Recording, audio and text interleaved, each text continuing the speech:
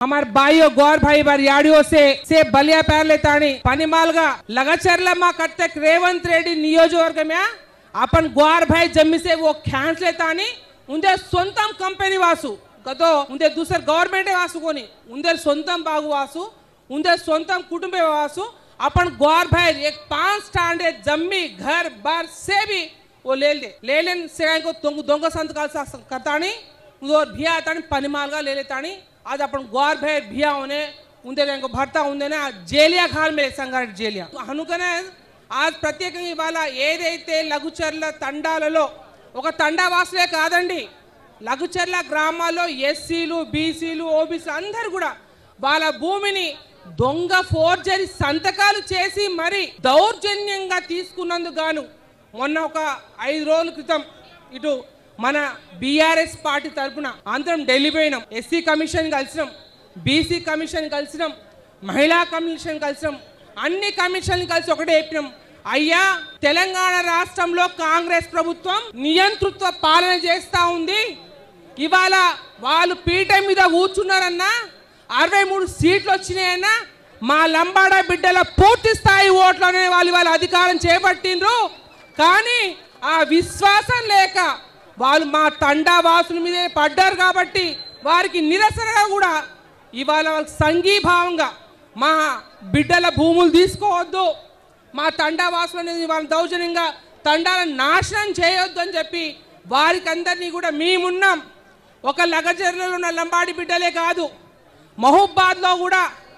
అత్యధికంగా లంబాడ గిరిజన బిడ్డలు ఉన్నారు కాబట్టి చాలా సంఘాలు వాళ్ళందరూ కూడా మాకందరూ ఫోన్ చేసిండ్రు కేటీఆర్ గారికి మెసేజ్ పంపిరు అయ్యా మీరు లగచర్లనే దృష్టిలో పెట్టుకోకండి మొన్న కొంగర కళాల్లో జరిగింది ఇక ముందు రోజుల్లో మా తండాలకు మా మహబూబాద్ కాడికి కూడా చేరేటట్టుంది మహబూబాద్లోనే ఎంఆర్ఓ సెంటర్లో కూడా ధర్నా కార్యక్రమం పెట్టండి మా లంబడందరూ కూడా మేము ఉంటామని ఎంతోమంది మెసేజ్ పెట్టాక మన జిల్లా వాసుల యొక్క ఆహ్వానం మేరకి కేటీఆర్ అన్న ఇవాళ వస్తూ ఉండు మొన్న అయిపోయేది ఉంటే సాఫీగా కాంగ్రెస్ నాయకులు అంటారు ఒకరు ఏమంటారు రాళ్లతో కొడతావట అయ్యా మీరు గెలిచింది మీరు గిరిజన బిడ్డలే కదా కేటీఆర్ ఎందుకు వస్తాడు పని పాట లేకుండా వస్తాడా అరే గిరిజన భూములు పోవద్దని సంఘీభావంగా వస్తున్న నాయకుడినే నువ్వు రాళ్లతో కొడతా అంటావు అంటే మీరు గిరిజన వ్యతిరేకుల మీరు కాంగ్రెస్ వాదులా చెప్పండి అంటే మీకు గిరిజన బిడ్డలు కావాలా మీ పార్టీ కావాలా ఆలోచించాలి సూటి చెప్తా ఉన్నా కాబట్టి అదే కాదు ఇక ఏం చేసిర్రు ఇన్ని రోజులేమో కర్ణాటకలో 6 గ్యారెంటీలో 7 గ్యారెంటీలు అయిపోయి ఆ చూడంగానే పాపం మన తెలంగాణలో ఏమనుకున్నారు ఓ పార్సూతలే మార్పు అనుకున్నారు ఈడ వాళ్ళు ఇక్కడ వేసేసిండ్రుగా ఇక మన దగ్గర అయితే కుప్పలే డబ్బాలు చూస్తారు ఎటుపోయినా మనకే అర్థం కాలేదు అంతేనా పాపం మన కార్యకర్త బిడ్డలు వేసినట్టు దాని తర్వాత ఏం చేసిండ్రు వీళ్ళు నిన్న మహారాష్ట్ర రాష్ట్రకి టింగురంగానే అందపోయింది ఎవరో పేరు ముఖ్యమంత్రి బాయ్ మంత్రులు బాయ్ ఆంధ్రబాయ్ ఏమైంది 288 సీట్లు ఉంటే ముడ్డి మీద వాత పెడితే నీ తల్లి కథం ఎటుపోయారు ఎంత 16 సీట్లు వచ్చాయి కాంగ్రెస్ పార్టీకి ఇక ఖేల్ ఖతం దుగాణం బంద్ అయ్యా మురిసిపోకండి 4 ఏళ్ళు మీరే ఉండండి మాకేమి ఇబ్బందులే కానీ మళ్ళీ వచ్చే ఎలక్షన్లో ఈ గిరిజన బిడ్డలే మీ ముడ్డి మీద వాత పెడతాను చెప్తున్నాం మీకు ఎందుకంటే ఇప్పుడే అనుకుంటున్నాం మొన్న ఫేస్బుక్లో చూసిన ఒక అన్నకు ఒక మీడియా మిత్రుడు వాళ్ళకు ఇంటర్వ్యూ చేసిండు మీకు అన్ని రైతు బంధు వచ్చిందా తులం బంగారం వచ్చిందా అంటే వచ్చిందని ఎక్కడంటే దొంగలు ఎత్తుకోపోయినట్ట అంటే ఏంది కాంగ్రెస్ దొంగలు ఎత్తుకోపోయిన అర్థం అన్నట్టు తులం బంగారం వచ్చిందా రైతు బంధు వచ్చిందా పాపం కేసీఆర్ సార్ ఏడుండో చల్లగా ఉండాలి కానీ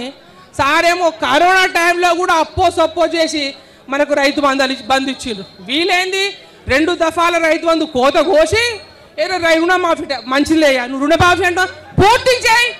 మా అందరు చేయి మేమేం అడ్డుపడం తులం బంగారం ఇవ్వకపోయా పెన్షన్లు పెంచకపోయా